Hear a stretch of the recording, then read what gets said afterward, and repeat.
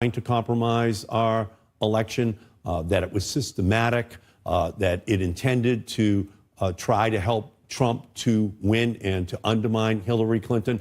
So all of that has been out there. What we have here today on a bipartisan basis from Richard Burr and Mark Warner, bipartisan, is reaching the same conclusion, that there was, in fact, an orchestrated effort by the Russian government, led by Putin, in order to accomplish that goal of undermining the election. And the president tries to undermine the intelligence community's findings every day, calling it just about a witch hunt every other day.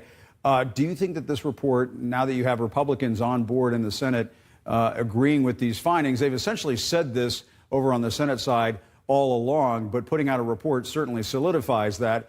Will that help counter this narrative that you hear from the president and often on Fox News and among some House Republicans that the intelligence community's findings can't be trusted?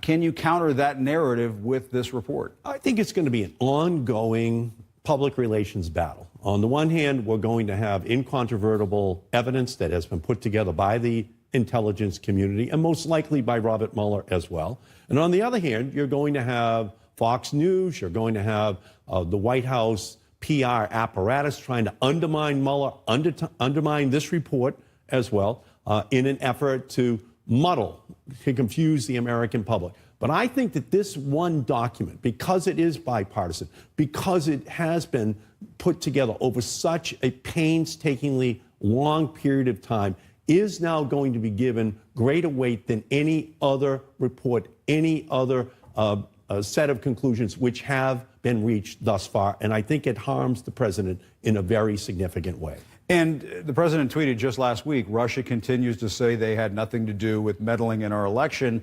Evan Perez just reported this tweet a few moments ago. Why does he take the word of Vladimir Putin over members of his own party, people in the intelligence community? What do you think is going on there?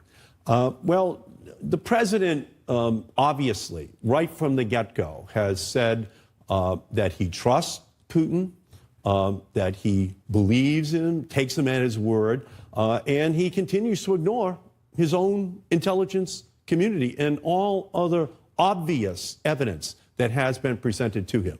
And I think what it does is it raises the question of whether or not he believes that that will undermine the legitimacy of his presidency, that it will raise further the questions of what did President Trump know and when did he know it during that campaign with regard to Russian attempts to talk to his campaign staff, that is Donald Trump's, and after the election to talk to people who were designated for employment inside of the White House. I think all of it goes to what did the president know and when did he know it? And do you think he's continuing to undermine this despite all of this evidence because he has something to hide? Is that what you think?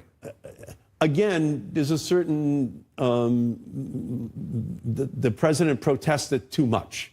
As Lindsey Graham said, as others have said, if you have nothing to hide, put it all out there on the table. Let the American people see it. And if the president is correct and there was no collusion, then it will go away. His constant protestations are what are raising the eyebrows, I think, of the American people, because ultimately he just keeps discounting obvious factual conclusions that have been reached by impartial authorities. And here it's a bipartisan Senate Intelligence Committee. And the report mentions that additional evidence has come into the committee to further convince them of these findings. Have you seen any of this additional evidence? What does it tell us? I have not seen it. This report was just issued, but because it's Richard Burr and Mark Warner, I am sure that... You trust it?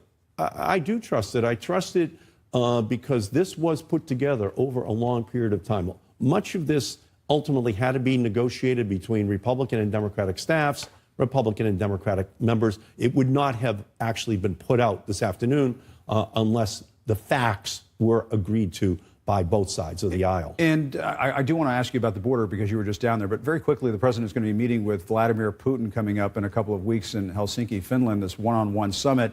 Do you think he's trying to continue to exploit divisions in this country? Do you lay this at the feet of Vladimir Putin, almost in the way the intelligence community does, and the Intelligence Committee does in this report. They say that Vladimir Putin is behind this. Do you think he is trying to exploit divisions in this country to this day? Vladimir Putin loves this domestic political squabble that we've been in from the day that Donald Trump won. It just draws attention away from Putin's compromise of our elections. It draws attention away from the Putin annexation of Crimea. It draws attention away from the violations of the Intermediate Nuclear Force Agreement with an escalation in the deployment of Russian nuclear weapons along the European border. It distracts the attention from the central security issues that the American people have a right to think that their president is pushing back on Putin rather than buddying up to him. And so it plays into the Putin agenda all the way down the line. And I want to ask you about immigration because you were just down at the border. And I assume looking at some of these facilities down there where some of these families, some of these children are being detained and separated and so on, it's just a terrible humanitarian situation down there on American soil. What was your impression when you were down there? What did you take away from it? The children and their parents are still separated. There is no plan to reunite these children. ICE told me there's no plan. HHS told me there's no plan. It's their job to put him back together. And what do you mean there's no plan?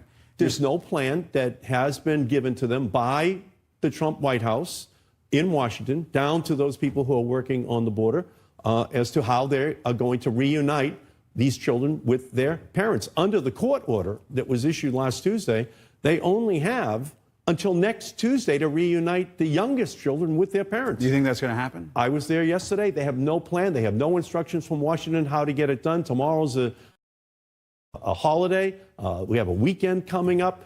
So I'm not optimistic at all about the Trump administration's goal of meeting this court order to put these kids back together again with their parents. I mean, it's absolutely an abomination that it has continued as long as it has, but to have as late as yesterday, as I was leaving Texas on the Mexican border, have no plan that they could tell me would be used in order to put these kids back together with their parents. It is absolutely morally unacceptable. These kids are clearly being traumatized on an ongoing basis. Trump has yet to give the order to put together the plan in order to unite them. And it is just absolutely something that as each day goes by, gnaws at the conscience of our country, especially as we celebrate the 4th of July tomorrow. Independence, liberty, and justice for all. We are not seeing that on our border. Well, it certainly would be good to get those families back together, get those children back to their parents, but it sounds like the White House is running out of